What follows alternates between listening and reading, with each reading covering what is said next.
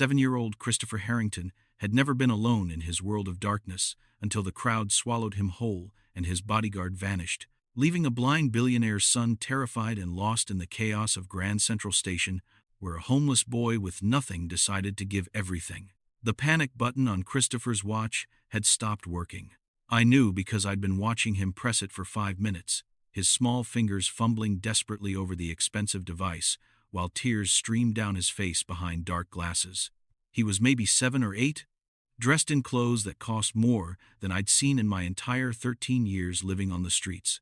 Designer sneakers, a cashmere sweater, a watch that probably cost thousands. And he was completely, utterly alone in the middle of Grand Central Station's rush hour crowd. I should have kept walking.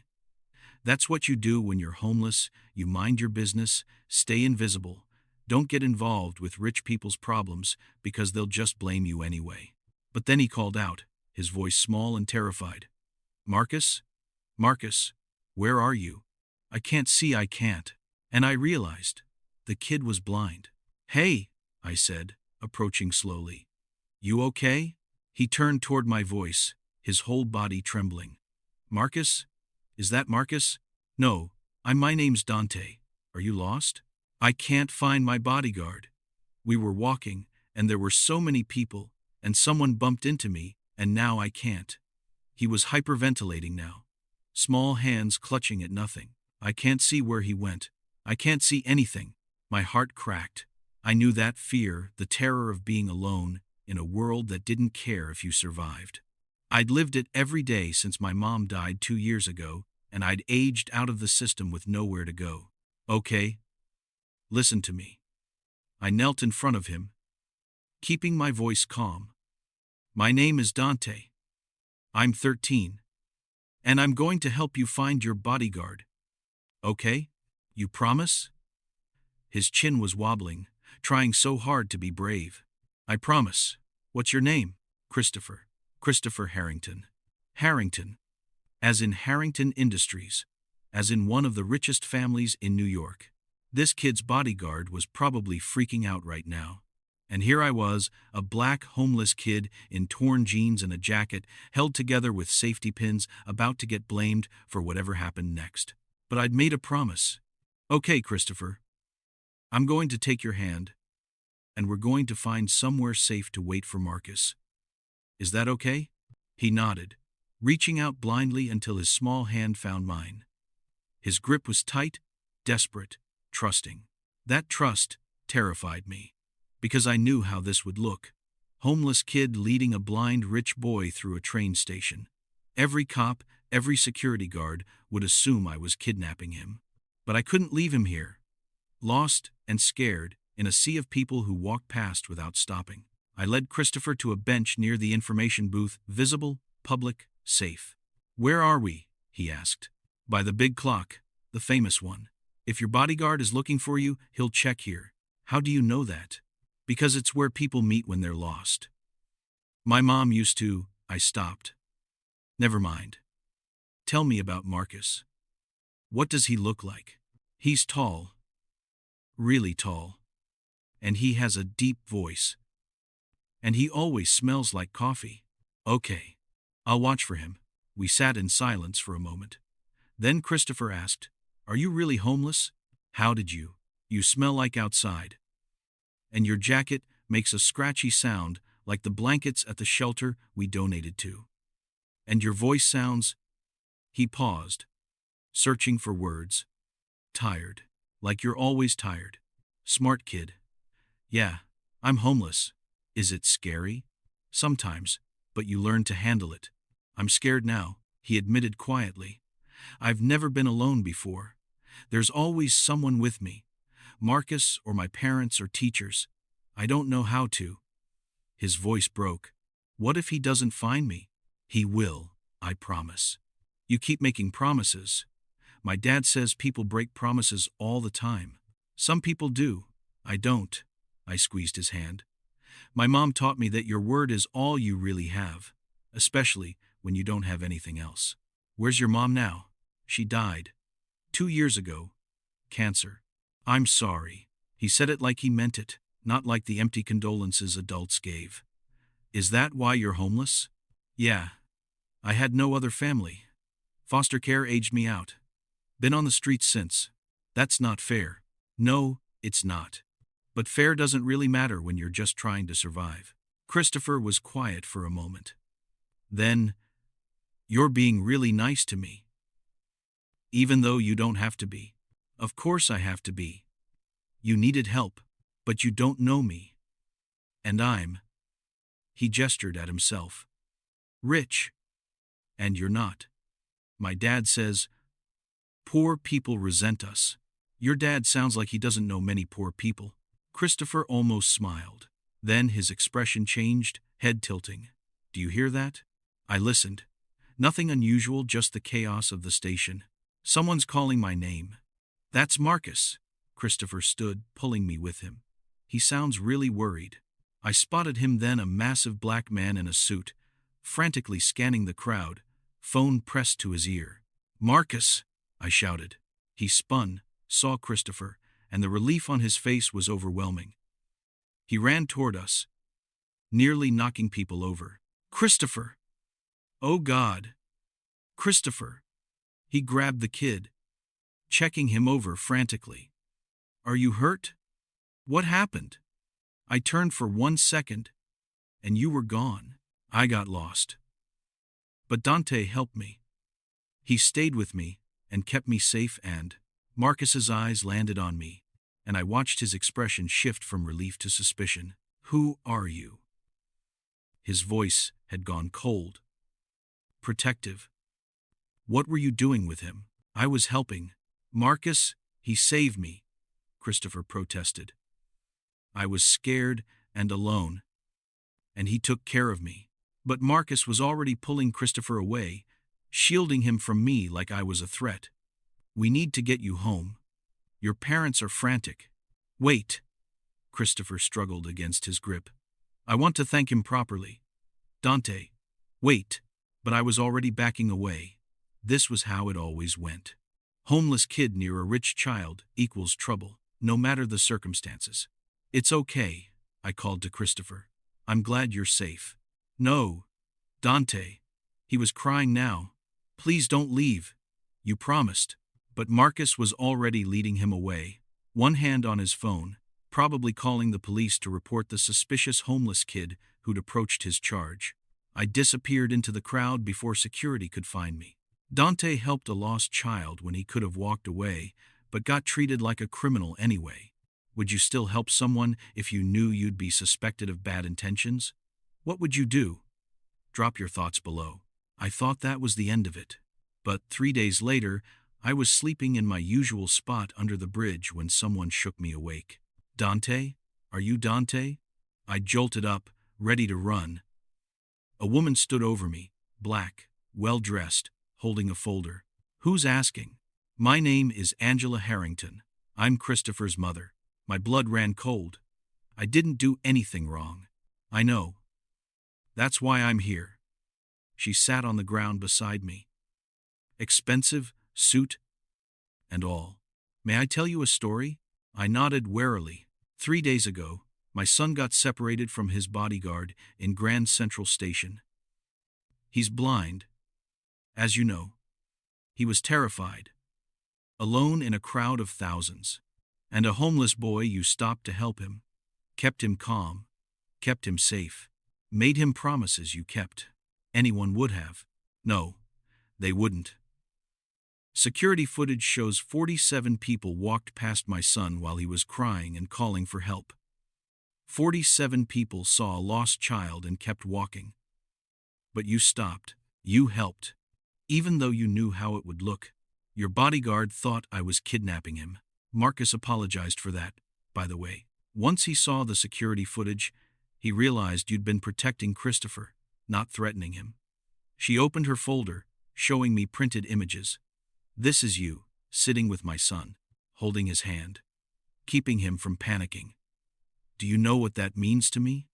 What it means to my family? He was scared. I knew what that felt like. Angela's eyes filled with tears.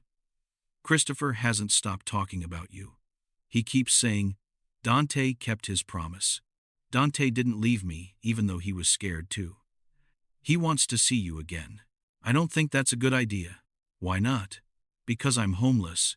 Because people will think, I gestured helplessly. Your world and mine don't mix. They did 3 days ago. Christopher told me about your conversation, about your mother, about promises being all you have when you don't have anything else. She pulled out a business card. My husband and I would like to meet you. Thank you properly. And perhaps, she hesitated, perhaps offer you something more than thanks.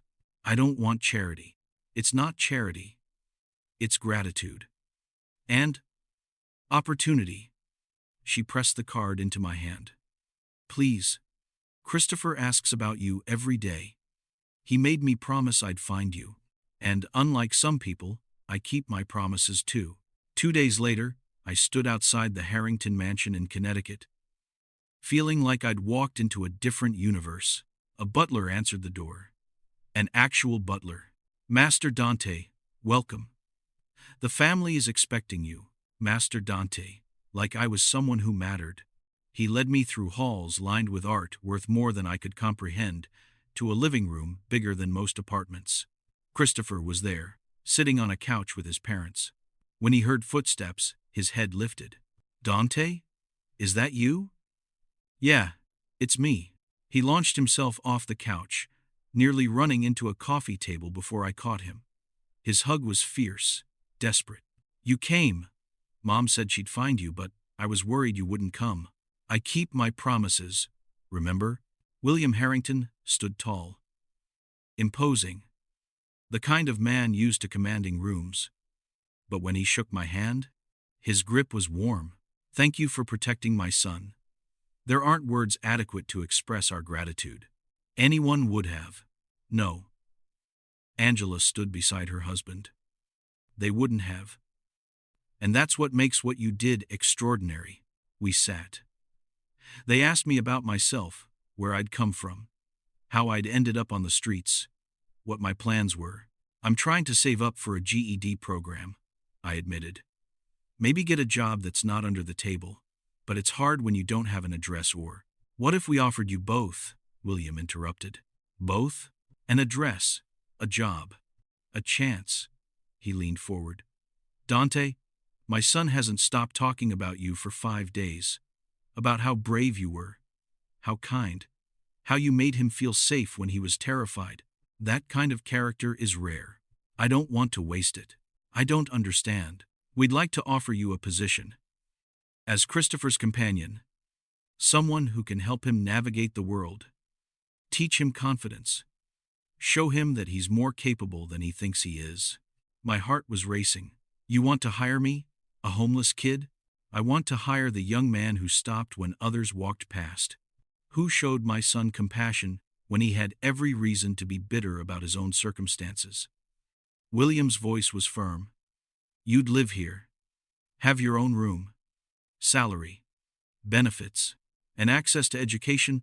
We'll pay for your GED, and if you want, college after. It was too much. Too good. Why? Angela answered. Because Christopher is blind. Not broken. But people treat him like he's fragile, like he can't do anything. You didn't. You talked to him like a person, made him feel brave. That's what he needs. And honestly, William added, you need a home. We can provide that. This isn't charity. You'd be working, earning your place, but it's a chance for both of you. I looked at Christopher, who was listening intently. What do you think? I asked him. You want me around all the time? He grinned. Yeah. We can explore. And you can teach me how to be brave. Like you. Kid, I'm not brave. You're the bravest person I know. You help people even when you're scared. That's what brave means. The Harringtons offered Dante a job and a home for helping their son. Is this the fairness he deserves? Or would accepting feel like charity? If you were Dante, would you say yes? Tell me in the comments. I said yes. The first month was surreal. I had my own room bigger than anywhere I'd ever lived. Regular meals, clean clothes, A salary that meant I wasn't just surviving but actually living. But the best part was Christopher. I taught him to navigate with confidence. We'd go on adventures, carefully supervised at first, where he learned to trust his other senses. How to read his environment. How to ask for help without feeling helpless. "You're good at this," Angela told me after I'd helped Christopher successfully navigate a grocery store alone. "He's more confident than I've ever seen him. He's just needed someone to believe he could do it. And you needed someone to believe in you too." She was right. The Harringtons didn't just give me a job, they gave me a family. They paid for my GED classes, celebrated when I passed, enrolled me in community college courses. "What do you want to study?" William asked. "Social work. I want to help kids like me, ones who fall through the cracks." "Then that's what you'll study." But it was Christopher who changed the most. At 9 years old, he gave a speech at his school about disability and independence. He talked about being blind, yes, but also about the homeless boy who'd saved him and taught him that circumstances don't define capability. Dante was living on the streets, and people ignored him because they thought he didn't matter. Christopher said, his voice clear and strong. "But he mattered to me. He saved me, and my family saved him back. That's what people should do, save each other." The speech went viral. News outlets picked it up. "Blind boy and homeless teen, a story of mutual rescue." Suddenly, everyone wanted to interview us, to tell our story. "We don't have to do this," William said. "If the attention is too much, no." I thought about all the kids still on the streets, still invisible. Let's do it. Maybe our story can help someone else. 5 years after that day in Grand Central Station, I stood in the Harrington living room wearing a cap and gown. I'd just graduated from Columbia, with a degree in social work. Full scholarship, paid for by a foundation William and Angela had established in my mother's name. Christopher was 14 now, confident and independent. He attended a regular school, traveled with minimal assistance, and was already talking about college. "Speech time," he announced. "Dante has to give a speech." "I don't." "You do. It's tradition." Angela smiled. "You gave one when you got your GED. When you graduated community college. Now Columbia. We're not breaking tradition." So I stood before the family who'd taken me in the Harringtons. Plus Marcus, who'd become a friend. Plus the household staff who'd embraced me. Plus my college friends who'd heard my story. 5 years ago, I was sleeping under a bridge, convinced the world had given up on me. Then a scared little boy grabbed my hand and trusted me to keep him safe. And somehow, that moment changed everything. I looked at Christopher. "You saved me, kid. You and your family. You gave me a home when I had none, hope when I'd lost it, a future when I thought I didn't deserve one." "You saved me first," Christopher argued. "Yeah, but you saved me better." I turned to William and Angela. "You took a risk on a homeless kid. You could have just given me a reward and sent me away. Instead, you gave me a family, a purpose, a chance to become someone who could help others the way you helped me." Angela was crying. William's jaw was tight with emotion. "Next month, I start work at the Harrington Foundation," I continued. "We're launching programs for homeless youth, housing, education, job training, everything I wish I'd had. And it exists because one family decided to see potential instead of poverty. Because one boy decided to stop when others walked past," William corrected. "That's what we do," Christopher said simply. "We save each other." 10 years after Grand Central, the Harrington Youth Center opened on a Tuesday. 20,000 square feet dedicated to homeless youth services, housing, education, mental health support, job training, everything I'd needed a decade ago. Christopher, now 19 and in college, cut the ribbon alongside me. "This place exists because a scared blind kid and a brave homeless teen found each other in a train station," he told the crowd. His speech was confident now, practiced. "People say, I'm inspiring because I'm blind and independent. But the real inspiration is Dante. who had nothing but gave everything to help a stranger, who turned one act of kindness into a lifetime of service.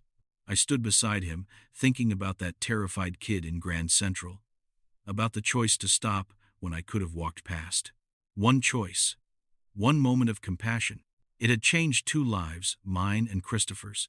But through the foundation, through this center, it would change thousands more. After the ceremony, Christopher and I stood in the center's lobby, looking at a photo mounted on the wall, the security camera image of us in Grand Central, my hand holding his, both of us scared, but together. "Think we would have been okay?" he asked. "If you'd walked past that day?" "You would have. Someone would have helped eventually. But would you have been okay?" I thought about it honestly. Probably not. Meeting you, meeting your family, it gave me a reason to hope again. To believe I could be more than my circumstances. And you gave me a reason to be brave. To stop seeing my blindness as a limitation. We stood in comfortable silence. "You know what's funny?" Christopher said.